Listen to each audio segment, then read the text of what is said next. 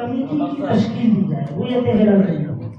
اور پھر وہ رویت ہلال کمیٹی جو فیصلہ کرے سب لوگ اس کو مانیں۔ یہ دقت یہ ہے کہ اگر سسٹم میں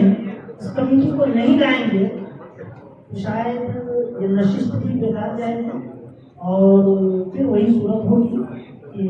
میں الگ اعلان کروں گا، آپ الگ اعلان کریں گے، میں کہوں گا عید کرو، آپ کہیں گے روزہ رکھیں، یہ والا معاملہ ہونا ہے۔ اسی لیے تھوڑی تاخیر ہی سے صحیح ہے۔ اگر ترتیب سے سسٹم کے مطابق اگر آپ اس کمیٹی کو آج تشکیل دے دیتے ہیں تو یقین جانیں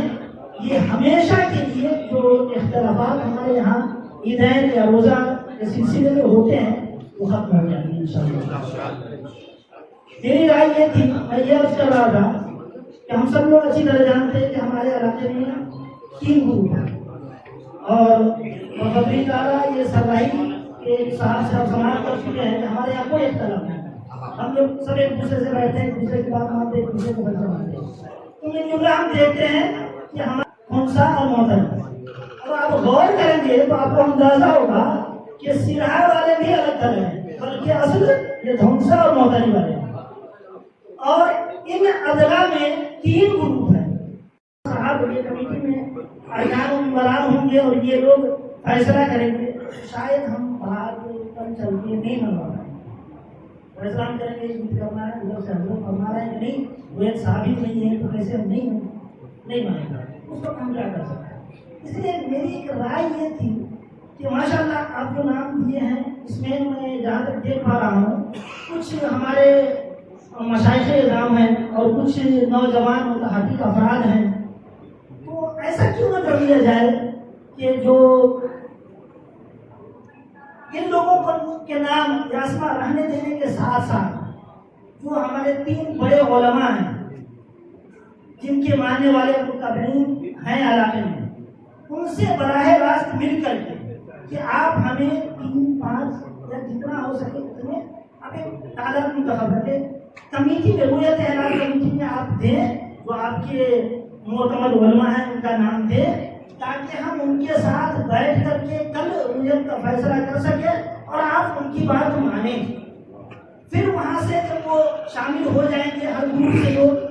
تو اس وقت ہم فیصلہ کر کے بات شاید منوا پائیں گے، اور امید ہے کہ ایسا کرنے سے ممکن ہے کہ بات مانی جائے۔ باقی یہ سارے علماء ہیں، اس میں بھی ایک بات اور میں عرض کرنا چاہوں گا کہ سب لوگ تو رہیں گے، لیکن آپ کو کیا لگتا ہے کہ ہمارے جو یہ مشائخ نام ہے وہ کمیٹی کے لیے کال کریں گے؟ نہیں کریں گے۔ وہ ہاں ایک آدھ کو فون کر دیں گے ٹھیک ہے آؤ، یا وہ کہیں پر مصروف رہیں گے۔ اس میں ایک مینیجنگ کمیٹی، میری ایک ناقص رائے ہے، اگر وہ ممکن ہو تو توجہ دیں، یہ ایک مینیجنگ کمیٹی انہی میں سے منتخب کر لے کہ اتنے افراد مینیجنگ کریں گے۔ مینیجنگ کیا ہے؟ میٹنگ کے لیے کال کرنا، یعنی بلانا سب کو، اور پھر وہ وہاں جو انتظامات ہوں، مثلا اگر کہیں سے شہادت لانے کی ضرورت پڑ رہی ہے تو گاڑی کا انتظام کرنا، پھر وہ گاڑی کے لیے اگر پیسے کی ضرورت ہے تو کہاں سے وہ فنڈنگ کریں گے، ان ساری چیزوں کو مینیج کرنے والے مینیجنگ کمیٹی، اور میری فاؤنڈیشن کے لوگ اگر اس میں منتظمین بنے، یعنی جو ان میں ہوں علماء فاؤنڈیشن کے لوگ منتظمین کی حیثیت سے رہیں اور وہ انتظام بات کریں، ان علماء کو بلائیں ایک جگہ اور وہ فیصلہ کریں،